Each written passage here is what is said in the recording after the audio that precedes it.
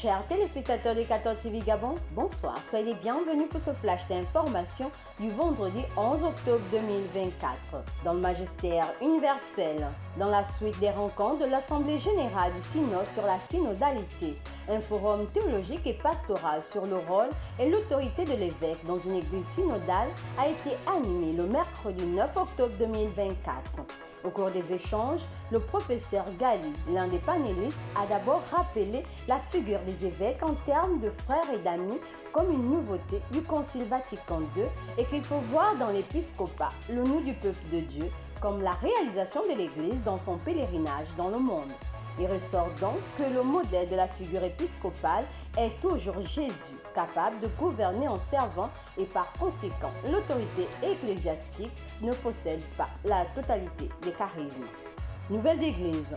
À l'occasion de la célébration de la Journée mondiale de la santé mentale le jeudi 10 octobre 2024, Monseigneur John Dolan, évêque de Phoenix aux États-Unis, dans une interview accordée à Vatican News, a relevé qu'il ne faut pas avoir honte de problèmes de santé mentale.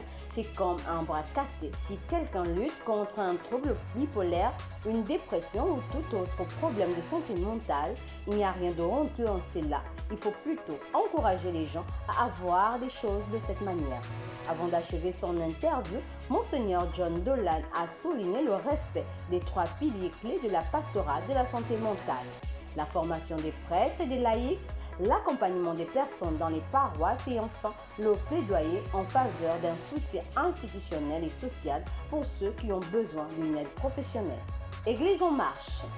Après les assises diocésaines de la nouvelle année pastorale 2024-2025, la rencontre de l'évêque d'Oyem, son Excellence Monseigneur Jean-Vincent Ndoyen, avec les prêtres, diacres et directeurs des institutions, l'heure est à l'installation des curés dans leurs différentes paroisses d'affectation. Tour à tour, l'ordinaire des lieux va visiter ses pasteurs aussi bien à la paroisse Sacré-Cœur de Jésus de Sam qu'à la paroisse Saint-Joseph de Musique afin de les encourager dans leur nouvelle charge pastorale.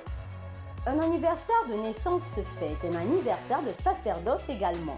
C'est cette joie qui a habité l'abbé Claude Bernard Yamsé, curé de la paroisse Sainte-Denise de Mindobé 1, à l'occasion de la célébration de ses 20 ans de sacerdoce. Autour d'une conférence intitulée « Du don de Dieu au don de soi », animée par les abbés Priscille Sombega, vicaire à Sainte-Denise, Virgile Bernard Bakousso, vicaire à la cathédrale Notre-Dame de l'Assomption, et du modérateur Ferland Gaël Ndonzon, vicaire à Cœur Immaculé de Nzengayon, l'abbé Claude Bernard Yamsé a rendu grâce à Dieu pour ses noces de sport solennel. La rédaction de 14 TV Gabon souhaite un joyeux anniversaire à l'abbé Claude Bernard Yamsé.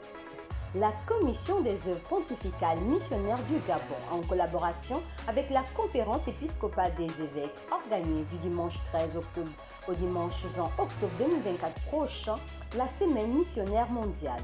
Le thème de cette semaine est extrait de l'évangile de Saint Matthieu au chapitre 22, verset 9. Allez et invitez le monde à la noce. On note que le point culminant de cette rencontre aura lieu le dimanche 20 octobre 2024 avec une messe au cours de laquelle une prière et une quête mondiale seront dédiées spécialement à la mission. Après la veillée funéraire de Mère Benedicta Angemba, le jeudi 10 octobre 2024 à la maison générale de la Congrégation des Sœurs de Sainte-Marie, c'est ce vendredi en fin de matinée qu'a été conduite à sa dernière demeure, la dépouille mortelle au cimetière de la dite congrégation. Mais avant, une messe pontificale a été célébrée à la cathédrale Notre-Dame de l'Assomption Sainte-Marie par son Excellence Monseigneur Basile Bengon, archevêque émérite de Libreville, qu'accompagnaient les prêtres, diacres ainsi que de nombreuses familles religieuses, des fidèles laïcs de tous âges, de même que les parents et tous ceux qui l'ont connu. Que l'âme de Mère Benedicta Angemba repose en paix. Chers téléspectateurs de 14 TV Gabon, c'est ainsi que s'achève votre flash d'information de ce vendredi 11 octobre 2024. Nous vous remercions de l'avoir regardé. On marche vers les 200 ans de l'histoire de l'évangélisation de l'Église catholique au Gabon. Gardons la foi, l'espérance et la charité.